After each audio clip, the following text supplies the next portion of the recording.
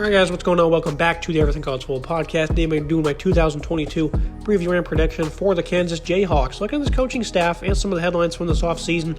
Lance Leopold, his second season after coming over from Buffalo, 2-10 in his debut season, but it was not all bad. They beat Texas and even led Oklahoma for the most part of three quarters. Andy Kaltenicki and Brian Borland, they're going to be the two coordinators this fall. Jayhawks, though, they landed only 7 commits in the class of 2022, but they did add 11 players in the portal. So good job by Leopold to still get some fresh talent on this roster.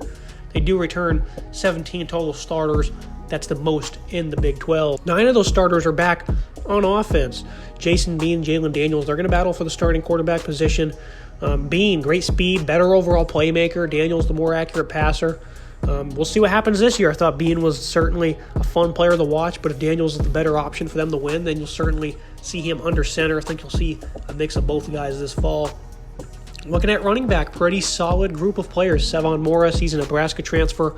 Kai Thomas, the Minnesota transfer. He's from Topeka, Kansas, so he's back in his hometown area.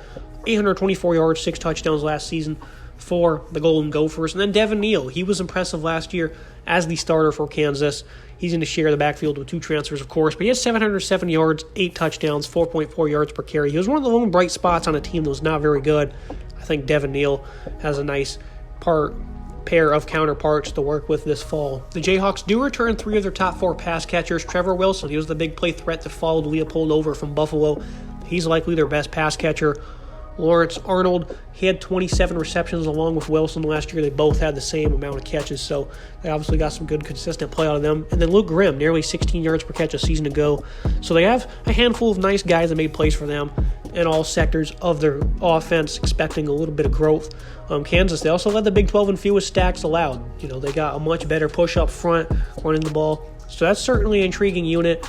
Very excited to see what Leopold can do with these guys. They have a little bit of experience and a good bit of talent as well at all 3 positions. And again, the offensive line, they were pretty impressive last year as well. The same thing cannot be said about the defense, though. They were 129th in scoring, slightly improved, but that doesn't say much. They do get 7 starters back, so progress should continue slightly. They were 120th in sacks. They did record 16 turnovers. That was the lone bright spot, though. But the linebacking core, they got some new beef. Eric Gilliard, one of the UCF's best playmakers, he arrives, along with Craig Young from Ohio State. They're going to join Rich Miller, who was second on the team, and tackles of 79. So that's certainly a bright spot for them. The secondary, they couldn't cover a horse last year. Dead last in college football in yards, 70% comp rate allowed, 27 touchdowns allowed. They were 129th in run defense, so they were not highly impressive on that front. I do like Kenny Logan, though. He's one of the better safeties in college football, good tackler. Impressive range, probably the best playmaker on the football team. 111 tackles, 6 pass breakups, 2 fumbles, getting a good bit of talent back and some new guys here in the middle. That's certainly going to allow them to slightly progress. But this team's never been able to do much on defense, and I don't expect that to be the case here. I do think they'll have their bright spots, though, so that's certainly one thing to watch for Kansas fans. Looking at the schedule preview and prediction, outside of Tennessee Tech on the first Friday night of the season, there's not many wins you can find. This team wasn't exactly a punching bag last year, and I think Leopold, he's certainly making some progress happen, but you can't expect much out of this football team. They were much better, I thought, over the last 3 games of last year. They beat Texas. They lost the last 2 in 1-score games, so these guys were certainly playing with confidence, playing with each other. But even if that's the case this year, they don't have the talent, they don't have the resources. I think 1-11 is certainly the mark. It's going to be hard to change things around here, especially with our pretty ridiculous non-conference schedule that features WVU, Houston, and Duke. So I'm not really sure outside of Tennessee Tech where they can win a game. Maybe they can run it up on a TCU defense that's poor.